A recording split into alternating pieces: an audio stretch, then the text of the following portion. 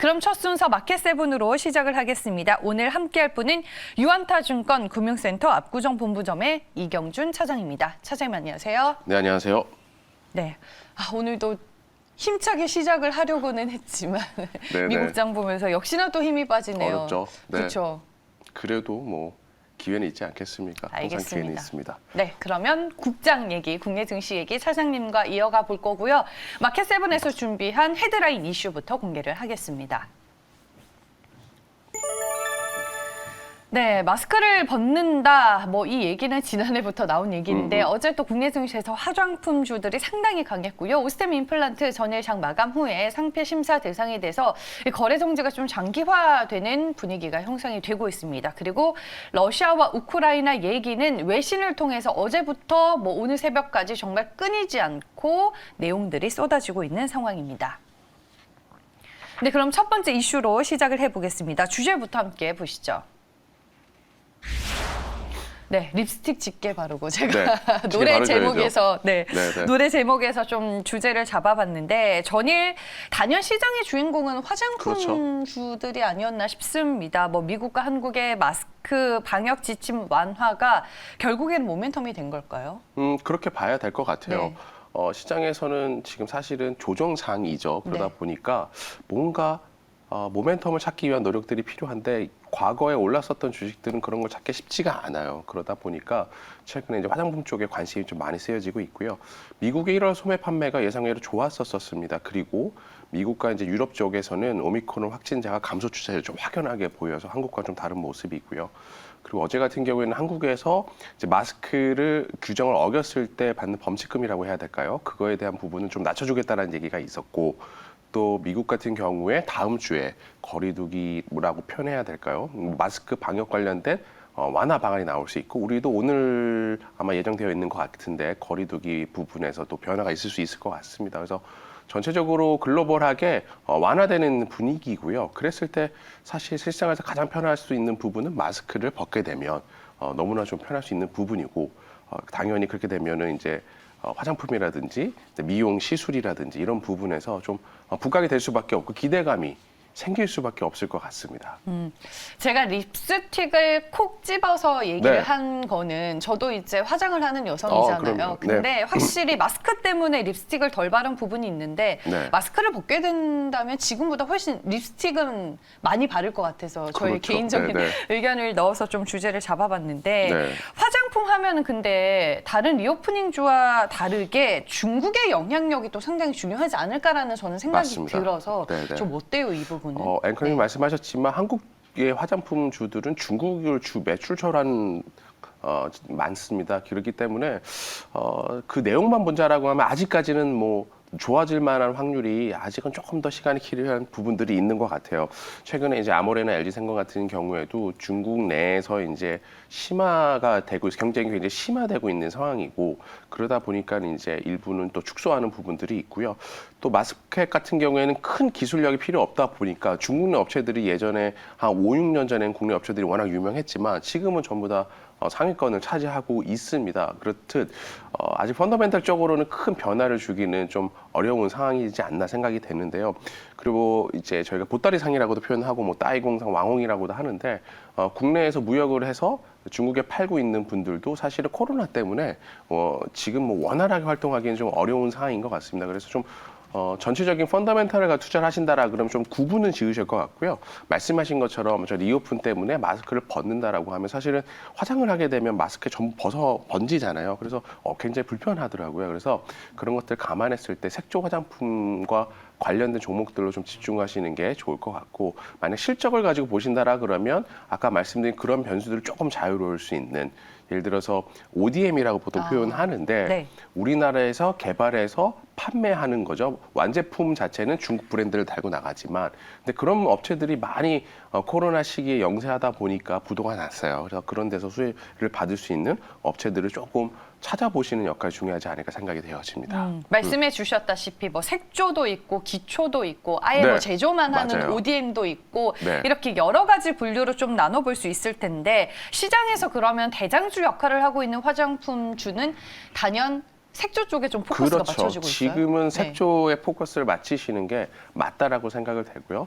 또 전에 주가 움직임을 봐도 가장 가볍게 움직이는 것 같습니다. 당연히 색조 쪽 관련해서 에스티로더가 뭐 최근 실적 발표 내용들을 보더라도 화장품 여러 가지가 있잖아요. 기초도 있고 향수도 있고 뭐 헤어 제품도 있는데 색조만 회복이 안 됐다라고 하기 때문에 그렇다라면 결국 코로나 이후에 마스크를 벗었을 때 가장 크게 수혜를 받을 수 있는 건 색조일 수밖에 없을 것 같고요.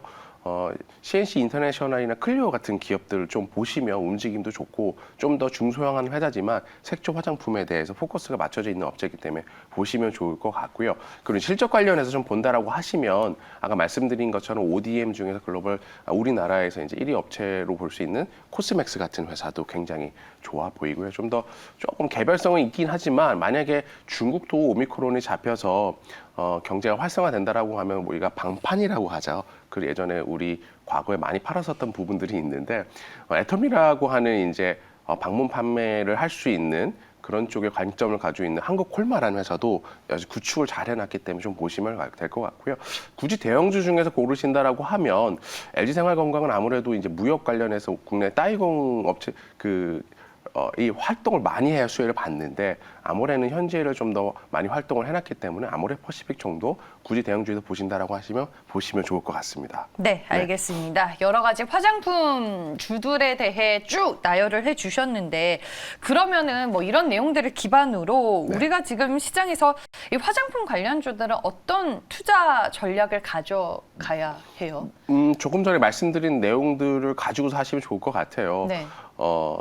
기본적으로 초기에는 이제 국내가 굉장히 방역을 잘했죠. 근데 지금은 사실 방역이 잘 됐지만 현재로서만 보면 오히려 이제 방역보다는 집단 면역이라든지 적극적인 대응을 하지 않은 국가들이 경기 활성화는 좀 더 많이 되고 있는 상황입니다. 그래서 한국이나 아시아권보다는 미국이나 유럽권에 좀 사실 매출처를 가지고 있고 그쪽이 기대할 수 있는 것들을 좀 찾아보시면 좋으실 것 같고요. 그리고 조금 전에 말씀드렸지만 에스티로드 실적 발표 내용을 봤을 때 미국에 있는 회사입니다만 색조 화장품 쪽이 아직은 회복이 더디다. 그래서 당연 탑픽은 모멘텀과 탑픽을 본다라고 하면 이제 CNC 인터내셔널과 클리오가 될 것 같고요. 그리고 실적적으로도 캐파 증설을 이미 완공해 내온 코스맥스가 사실 작년 초 정도만 하더라도 관련해서 영세한 업체들이 많이 부도가 났었기 때문에 관련된 수주가 많아서 증설을 해놓은 상황이거든요. 그러니까 코스맥스도 좀 보시면 좋으실 것 같고요.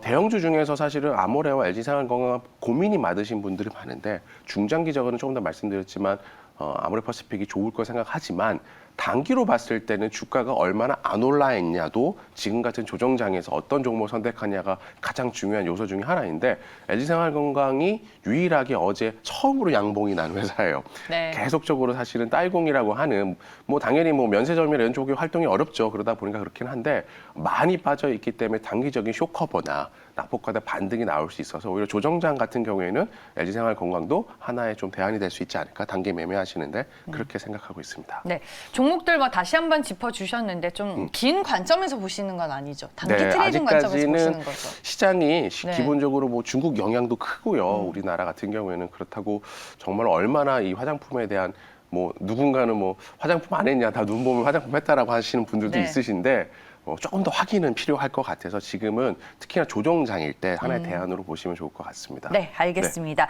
저희가 화장품에 포커스를 맞춰서 먼저 차장님과 얘기를 나눠봤지만 리오프닝 관련주 하면 화장품주 외에도 워낙 많은 섹터들이 그렇죠. 또 존재하잖아요. 차장님께서 개인적으로 긍정적으로 보는 리오프닝 섹터가 있을까요? 사실은 좀 바스켓이라는 표현을 좀 쓰고 싶은데 네. 특정 섹터만 움직이지는 않아요. 뭐 초기에는 여행이라든지 레저 섹터, 항공 섹터도 좋았었고 최근에 화장품 섹터 그리고 미용 의료 쪽도 같이 순환이 되기 때문에 그 각 섹터에서 가장 움직임이 좋은 주식들, 대장주라고 보통 표현을 하죠. 그런 걸로 바스켓이라고 합니다. 그래서 여러 가지를 좀 나눠서 투자, 그러니까 한 종목을 딱 꼽기보다는 그렇게 투자하시면 좋을 것 같고요. 아무래도 카지노나 면세점은 국내에서 오미크론 확진자가 계속 오는 10만 명 얘기가 나왔죠. 그러다 보니까 좀 빠르지는 않을 것 같아요. 그리고 마스크를 벗게 되면 당연히 미용도 하지만 미용 의료라고 해야 되나요? 재생이라든지 이런 쪽 관련해도 굉장히 관심이 많습니다. 최근에 남자들도 피부과 많이 가거든요. 그래서 그런 데서 수혜를 받을 수 있는 업체 중에서 이제 파마 리서치나 이제 바이오 플러스 같은 회사들도 괜찮아 보이고, 또 대표적으로 의료기기, 미국 의료기기라고 하는 국내에서 좀 큰 업체는 클래시스라는 회사가 있고, 아까 제가 미국, 유럽 조금 말씀드렸었는데 미국 쪽에서 지금 영업을 잘하고 있는 회사는 제이시스 메디칼이나 루트로닉이라는 회사도 있습니다. 그래서 그런 쪽도 같이 보시는 게 맞을 것 같고요. 마지막으로 이제 각 섹터에서 조금 대장급이라 할 수 있는 것들은 항공은 좀 많은데 약간씩 움직이는 경향이 있는데 지금은 제조항공이 조금 더 명확한 것 같아요. 좀 확실한 라인을 가지고 있고 그래도 증자 가능성이 조금 적은 회사인 것 같거든요. 그리고 영화관, CJ CGV라든지 뭐 J 콘텐츠도 메가박스를 비상장으로 이제 일부 지분을 가지고 있는데 그런 쪽도 좀 같이 보시면 좋을 것 같습니다. 네, 알겠습니다. 미용 의료기기 섹터와 더불어서 일부 항공주 그리고 네. CJ CGV까지 얘기를 해주셨는데 제일 탑픽으로 꼽는 종목이 있을까요? 일단 지금 현재 화장품 쪽과 미용 의료 쪽에서는 특히 미용 의료 쪽에서 보시게 되면 파마 리서치가 조금 움직임이 좋은 것 같아요. 당연히 네. 뭐 피부 재생의 강점을 가지고 있는 회사고 좋아질 수 있는 부분들이 있는데 일부 품목 중에서 리주에이드라는 품목이 있는데 이게 이제 급여 측정이 가능하기 때문에 실손보험이 가능합니다. 그래서 시중에서 뭐 한 10만 원에서 15만 원 사이인데 보험이 되게 되면은 실손적으로 3만 원 정도만 넣으면은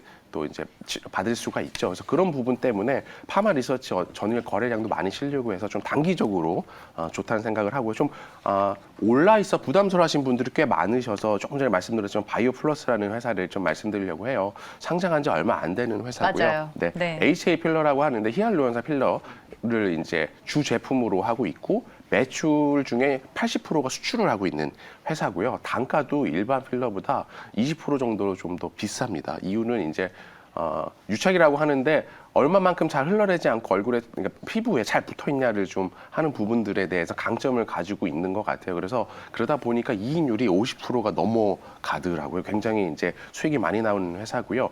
그 기술을 가지기 위해서 오라바이오라고 하는 보톡스 관련된 이제 원천 기술을 가지고 있는 회사를 인수를 했고 UB 프로틴이라고 해서 이제 단백질의 그 반감기를 늘리는 즉 우리 몸에 오랜 기간 유지될 수 있게끔 하는 회사들을 M&A 하면서 회사 성장을 가지고 있었는데 2018년에 매출이 100억대에서 2019년 170억대, 그리고 재작년에 한 240억대, 그리고 작년에는 한 360억대까지 계속 50% 이상 상승하고 있고요. 올해도 50% 이상 상승할 거고 마진율이 50%가 넘기 때문에 사실 올해 기준으로 보시게 되면 이익은 한 250억에서 300억까지 올라갈 수 있습니다. 시가총액 3천억 초반이니까 10배 초반이 되고요. IPO 한 자금으로 증설을 했죠. 그래서 네. 중국의 그 하이난 지역과 충북 지역에 증설을 이제 시작을 하기 때문에 앞으로 한 2년 안이 넘어가면 또 지금 가지고 있는 캐파 정도의 캐파가 늘어날 수가 있어서 그렇게 따지면 훨씬 좋지 않을까. 근데 최근에 오버행이라고 하는 이제 매도 물량들이 나오고 하다 보니까 주가가 좀 하단에 있습니다. 그래서 조금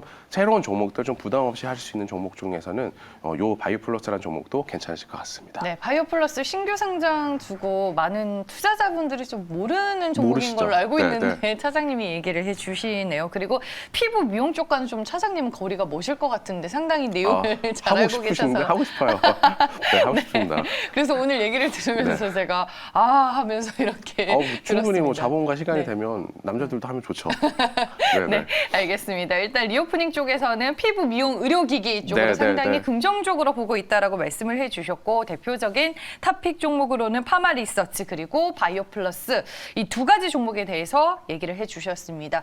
뭐 종목에 대해서 많이 연구를 한 게 오늘 좀 느껴진다라는 느낌을 저는 또 받을 수 있었습니다. 그럼 마켓세븐 여기서 마무리하겠습니다. 지금까지 유한타증권 금융센터 압구정 본부점의 이영준 차장과 함께했습니다. 고맙습니다. 네, 고생하셨습니다.